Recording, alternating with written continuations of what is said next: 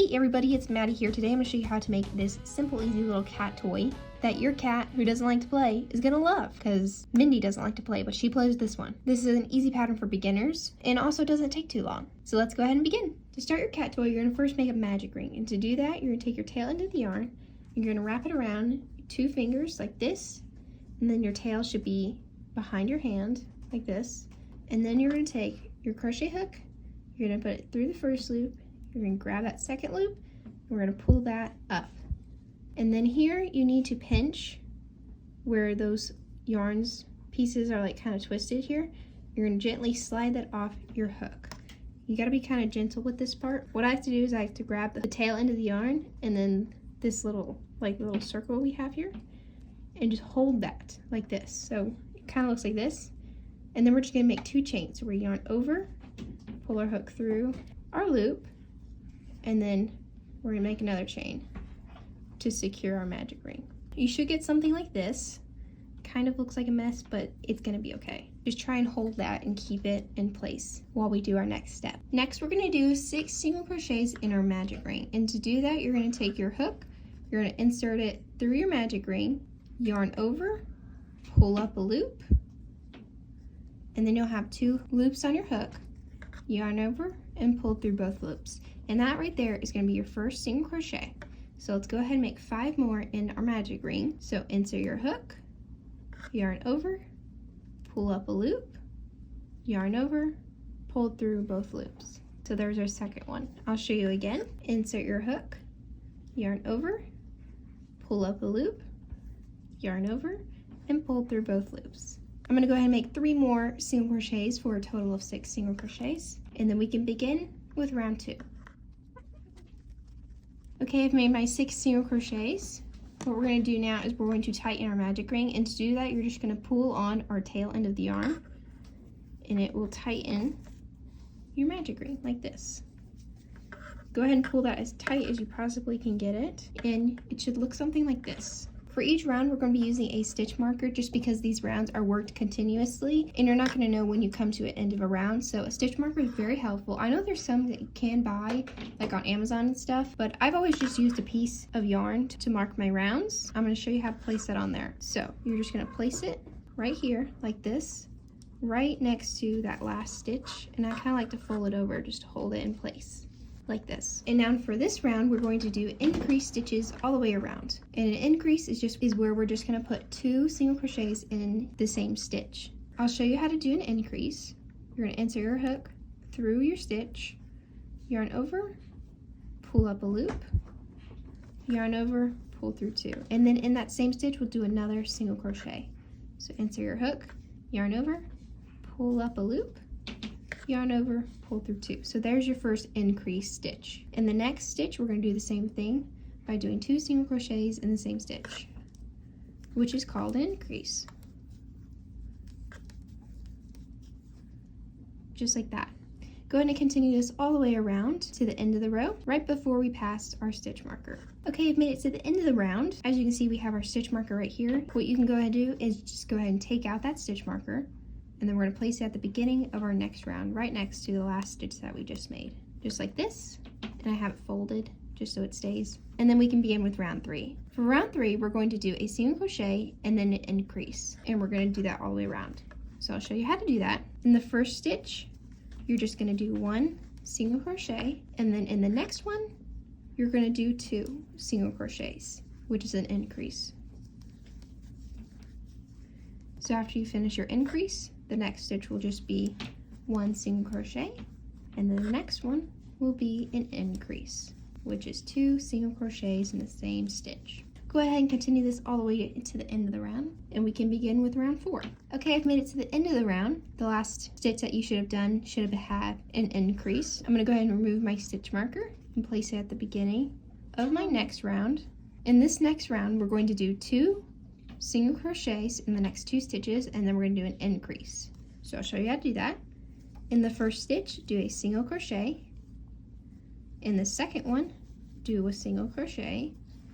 And then this third one, we're going to do an increase, which will have 2 single crochets. Just like that. And then after you finish an increase, we're going to do a single crochet in the first one, single crochet in the next stitch, and then we're going to do an increase. You're going to continue this pattern all the way around until you make it to the end of round 4. Okay, I've made it to the end of round 4. We're going to go ahead and remove our stitch marker and place it at the beginning of our next round, right next to the last stitch that you've made. And then for this round, this one's very simple. We're just going to do 1 single crochet in each stitch all the way around. So just 1 single crochet in the first stitch, 1 single crochet in the second, 1 single crochet in the third, 1 single crochet in the fourth, and so on. You're just going to continue that all the way around to make it back to the end of the round. Okay, I've made it to the end of round 5, and I went ahead and just replaced my stitch marker back to the beginning of our next round. For round 6, we're going to do the same thing that we did in round 5, which is just going to be 1 single crochet in each stitch around. We're actually going to do this for the next 3 rounds, so till we make it to round 8. So just 1 single crochet all the way around. Okay, I've made it to the end of round 6. I'm going to go ahead and move my stitch marker to the beginning of our next round. And rows 7 and 8 are going to be the same thing that we did in round 5 and 6. So just 1 single crochet in each stitch all the way around. So I'm going to go ahead and finish row 7 and 8. I've made it to the end of round 7. I'm going to go ahead and remove my stitch marker, place it at the beginning of my next round. For round 8, again, it's the same thing where we're just going to do 1 single crochet in each stitch all the way around, and then I'll show you what to do for round 9 when I make it to the end of round 8. Okay, I've made it to the end of round 8. I'm going to go ahead and remove my stitch marker and again place it at the beginning of my next round. In this round we're going to be doing some decreases, and I'll show you how to do that whenever we get to when we're supposed to do a decrease. So the pattern is going to be single crochet, and then we're going to do a decrease. In the first stitch, do a single crochet, and then the second one, you're going to do a single crochet also. And then we're going to do a decrease. And to do that, we're going to insert our hook through the front loop of our first stitch. And then in the next stitch, we're going to go into the back loop. So we're going through 2 stitches at the same time. And from there, you're just going to yarn over, pull your hook through to pull up your second loop, yarn over, and pull through 2 to finish off the single crochet. And that right there is going to be your decrease. A decrease is pretty much just taking 2 stitches and doing 1 single crochet in the 2 stitches, just like we just did. And then in that next stitch, we're just going to do a single crochet, and again, that next stitch will be a single crochet, and then a decrease. So I'll show you how to do a decrease again. You're going to insert your hook through the front loop of your first stitch and the back loop of your second. Yarn over, pull up your loop, yarn over, pull through both loops. So there's your decrease again. In the next 2 stitches, do your single crochets and then your decrease. Go ahead and continue this pattern all the way around till you make it to the end of round 9. Okay, I've made it to the end of round 9, and as you can see, our little ball is starting to form. You can go ahead and remove your stitch marker and then place it at the beginning of our next round, right next to the last stitch that we made. And that last stitch should have been a decrease. For round 10, we're going to do a single crochet and then a decrease, and we're going to do that pattern all the way around. So the first stitch, you're going to do a single crochet, and then you're going to do a decrease. So insert your hook through the front loop of the first one, and then the back loop of the second.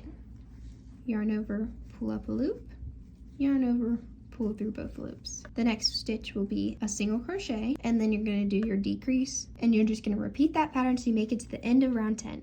Okay, I've made it to the end of round 10, and here's where I like to go ahead and stuff my cat toy. So I'm just going to take my hook off for a second. I'm going to go ahead and take my stuffing, and you're just going to go ahead and stuff your toy. You can even put a little bit of catnip in there if your cat likes catnip, but I'm just going to put just stuffing in there today. You can stuff it as little or as much as you want. Okay, and then for round 11, we're just gonna do decreases in each stitch all the way around. So I'm just gonna go ahead and take out my stitch marker, place it at the beginning of our next round, and then we're just gonna do decreases all the way around till we make it to the end of this round. And the decreases are a little bit harder whenever you have that stuffing in there. So just take your time going through doing your decreases.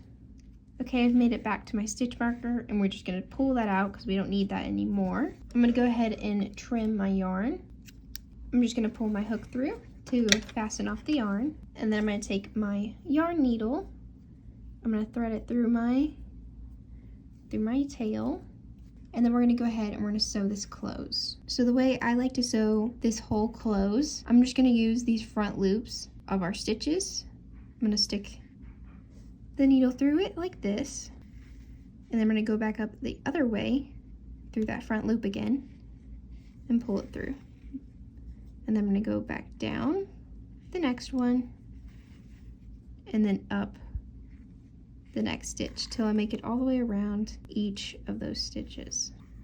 Once you've made it all the way around, just go ahead and pull that tight and it'll tighten it off, just like this. And then I'm just gonna put my hook through one of these loops here, I don't really know where, like this. And before you pull this through all the way, I'm just gonna stick my needle back through that loop and I'm gonna pull it tight. And then I'm just gonna stick my needle in through my ball like this and cut off my string. And like that, you got your little ball. What I like to do is take another piece of string and I like to make like a little tail so it kind of looks like a little mouse. I think that's why my cat likes this toy so much, probably because it has like a little tail like a little mouse. And what I'm going to do is I'm actually just going to take my crochet hook and put it through one of the stitches. It doesn't really matter which one, like this. And then I'm going to fold this string in half. I'm going to put it on my hook. I'm just going to pull that through. Not all the way because I'm just going to pull the two tails through the loop like this and then pull it tight. And then you got this little thing, which is like a little tail, and they love to play with this. I'm going to go ahead and shorten this one a little bit. And just like that, you got your little cat toy. Mindy, our cat, is not playful at all. But then I made this for her and she loved it. So even if you have like a non-playful cat, they're probably gonna like this. And there you have it. That's how you make your little cat toy. Very simple and easy little project to do. It's also very simple for beginners and doesn't take too long. Let me know down in the comments if your cat liked your toy and if you put the catnip in it or not. And also if you found this video helpful, go ahead and give it a like and subscribe. And I'll see you next time. Bye!